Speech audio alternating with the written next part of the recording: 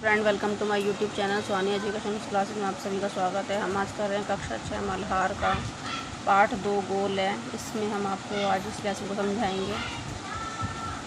देखिए, इस पाठ का नाम पढ़कर आपके मन में कुछ गोल वस्तुओं के नाम या चित्र उभरे होंगे। इसका पाठ का नाम क्या है? गोल। तो नाम को पढ़ के आपके मन में कुछ गोल वस्तुओं के नाम और उनके चित्र उभरे होंगे। जैसे गोल गेंद होती है, रोटी गोल होती है, चंद्रमा गोल होता है आदि। लेकिन यह पाठ एक विशेष प्रकार के गोल और उसे करने वाले के बारे में है। यह पाठ एक किसी गोल प्रकार की वस्तु, जैसे गेंद हो सकती है या कोई भी चीज़ वस्तु है उसके बारे में हो सकती है, उसे करने के बारे में है। यह पाठ एक प्रसिद्ध खिलाड़ी के संस्मरण का एक अंश है। एक प्रसिद्ध खिलाड़ी है, के बारे में ये लेसन है। आइए इसे पढ़ें और जानते हैं कि वे कौन थे और प्रसिद्ध खिलाड़ी वे कौन थे वे प्रसिद्ध खिलाड़ी। ठीक है। खेल के मैदान में धक्का मुक्की और नोक-झोंक की घटनाएं होती रहती हैं। खेल में तो यह सब चलता ही है।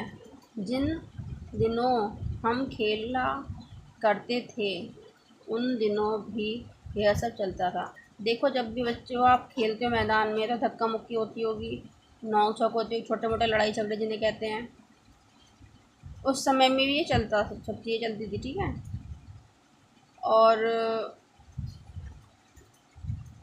सन 1933 की बात है कि उन दिनों में मैं पंजाब रेजिमेंट की ओर से खेला करता था। ठीक है।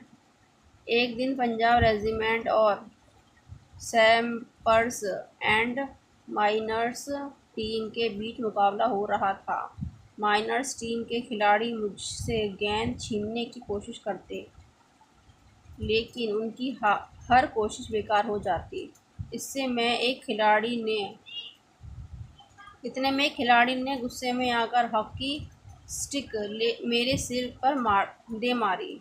मुझे मैदान से बाहर ले जाया गया। क्या बताते हैं जो लेखक हैं इस पाठ के? मेजर ध्यानचंद क्या बताते हैं कि सन 1933 में जब पंजाब रेजिमेंट की ओर से खेल जो हो रहा था, खेला करते थे वो। ठीक है। एक दिन क्या हुआ, पंजाब रेजिमेंट और सैपर्स एंड माइनर्स टीम के बीच में मुकाबला हो रहा था और माइनर्स टीम के खिलाड़ी मुझसे गेंद छीनने की कोशिश करते, लेकिन उनकी हर कोशिश बेकार हो जाती थी। ठीक है। इतने में एक खिलाड़ी ने गुस्से में आकर हॉकी स्टिक मेरे सिर पर दे मारी। मुझे मैदान से बाहर ले जाया गया। थोड़ी देर बाद मैं पट्टी बांधकर फिर मैदान में आ पहुंचा। आते ही मैंने उस खिलाड़ी की पीठ पर हाथ रखकर कहा, तुम चिंता मत करो, इसका बदला मैं ज़रूर लूँगा। मेरे इतना कहते ही वह खिलाड़ी घबरा गया। अब हर समय मुझे ही देखता रहता कि मैं कब उसके सिर पर हॉकी स्टिक मारने वाला हूँ। मैंने एक के बाद एक झटपट 6 गोल कर दिए। खेल खत्म होने के बाद मैंने फिर उस खिलाड़ी की पीठ थपथपाई और कहा, दोस्त, खेल में इतना गुस्सा अच्छा नहीं। मैंने तो अपना बदला ले ही लिया है। अगर तुम मुझे हॉकी नहीं मारते तो शायद मैं तुम्हें 2 ही गोल से हराता। वह खिलाड़ी सचमुच बड़ा शर्मिंदा हुआ। तो देखा आपने मेरा बदला लेने का ढंग। सच मानो, बुरा काम करने वाला आदमी हर समय इस बात से डरता रहता है कि उसके साथ भी बुराई की जाएगी। ठीक है बच्चों, इसमें ये बताया गया है कि जब वो थोड़ी देर पट्टी बांध कर आए, पहले पैराग्राफ में तो यही बताया गया है कि इस सन में मैच हुआ, ये टीम थी, दूसरी ये टीम पहली, दूसरी टीम ये थी। ठीक है। उनके दोनों के बीच में मुकाबला हुआ। फिर एक खिलाड़ी जो था वो लेखक से गेंद छीनने की कोशिश करता रहा, पर हर कोशिश में वो नाकाम होता रहा। फिर लास्ट में एक खिलाड़ी गुस्सा आया और उसने उनकी सर पर एक स्टिक मार दी। ठीक है। हॉकी की स्टिक मार दी और जिस कारण उन्हें मैदान से बाहर ले जाया गया। मैदान से बाहर इसलिए ले जाया गया होगा क्योंकि उन्हें पट्टी वगैरह करानी पड़ी होगी, चोट लग गई होगी सर पे उनके। फिर जब थोड़ी समय बाद जब वो पट्टी बांध कर वापस आए तो खिलाड़ी की पीठ, जिस खिलाड़ी ने उनको चोट मारी थी, सर पर मारी थी हॉकी, उसके हाथ, पीठ पर हाथ रखा कि तुम चिंता मत करो, मैं तुमसे बदला ज़रूर लूँगा। अब जो दूसरा खिलाड़ी था जिसने उन्हें हॉकी मारी थी, उसको वह खिलाड़ी इसी चिंता में घबरा रहा था कि अब ये जो है जिसको मैंने मारा है खिलाड़ी को, अब वो मुझसे बदला लेगा। ठीक है, तो इस कारण से वह अपने गेम पर फोकस नहीं कर पा रहा था, ध्यान नहीं दे पा रहा था। उसे हर पल यही लग रहा था कि वह मुझे कब कब आके मुझे मार दे वापस। तो खेल और इस चक्कर में क्या हुआ, वो अपने गेम पर फोकस नहीं कर पाया, ध्यान नहीं दे पाया, जिसके कारण क्या हुआ कि जो खिलाड़ी थे उन्होंने लगातार छः गोल कर दिए लगातार। ठीक है, और उससे खेल ख़त्म हो गया। और फिर दोबारा वो खिलाड़ी के पास गए, लेखक जो हैं, और उसकी पीठ थप्पा थपाई कि तुम्हारे वजह से मैं 2 ही गोल कर पाता पर मैंने 6 गोल कर दिए। यह बात सुनकर और उसको बहुत ही गुस्सा आया, शर्मिंदा हुआ अपने ऊपर, जो खिलाड़ी थे जिसने उसे हॉकी मारी थी लेखक को, और सचमुच बड़ा शर्मिंदा हुआ। तो देखा आपने मेरा बदला लेने का ढंग। सच मानो, बुरा काम करने वाला आदमी हर समय इस बात से डरता रहता है कि उसके साथ ही बुराई की जाएगी। इस समय हमें शिक्षा ये मिलती है कि जब भी हम किसी के साथ कोई गलत व्यवहार करते हैं तो हमें हमेशा यह लगता है कि वह भी हमारे साथ गलत व्यवहार करेगा। तो इसलिए हमें कभी किसी के साथ गलत व्यवहार नहीं करना चाहिए। कभी कोई बात हो जाए तो उसे आराम से बात करो, लड़ाई झगड़े नहीं करनी चाहिए। आज मैं जहाँ भी जाता हूँ बच्चे व बूढ़े मुझे घेर लेते हैं और मुझसे मेरी सफलता का राज जानना चाहते हैं। मेरे पास सफलता का कोई गुरु मंत्र तो है नहीं, हर किसी से यही कहता कि लगन, साधना और खेल भावना ही सफलता के सबसे बड़े मंत्र हैं। जो मेजर ध्यानचंद हैं वो कहते हैं हमेशा जब भी वे कहीं जाते हैं तो बच्चे हों बूढ़े हों उन्हें घेर लेते हैं और उनसे उनकी सफलता का राज जानना चाहते हैं। और मैं हमेशा उन्हें यही गुरु मंत्र देता हूँ कि आप जब भी सफल होना चाहते हैं तो अपने काम को लगन से करें, साधना से करें, समय आपको देना पड़ेगा काम के लिए अपने, और आपके अंदर खेल की भावना होनी चाहिए।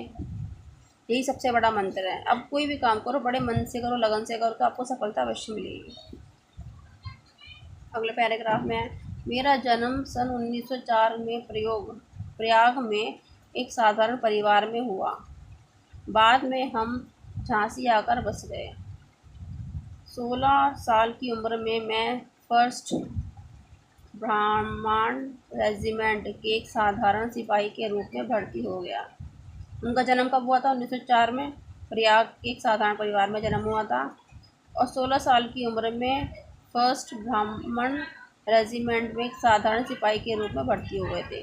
मेरी रेजिमेंट का हॉकी खेल में काफ़ी नाम था और उनका किस खेल में नाम था ज़्यादा? हॉकी खेल में सबसे ज़्यादा नाम था, पर खेल में मेरी कोई दिलचस्पी नहीं थी। उस समय उनके जो खेल में कोई दिलचस्पी नहीं थी। उस समय हमारी रेजिमेंट के सूबेदार मेजर तिवारी थे। वे बार बार मुझे हॉकी खेलने के लिए कहते। हमारी छावनी में हॉकी खेलने का कोई निश्चित समय नहीं था। सैनिक जब चाहे मैदान में पहुंच जाते और अभ्यास शुरू कर देते हैं। उस समय तक एक नौसिखिया खिलाड़ी था। जैसे जैसे मेरे खेल में निखार आता गया वैसे वैसे मुझे तरक्की भी मिलती गई। सन 1936 में बर्लिन ओलंपिक में मुझे कप्तान बनाया गया। देखो इस लाइन में क्या कहा है, जैसे जैसे खेल में निखार आता गया वैसे वैसे मुझे तरक्की भी मिलती गई।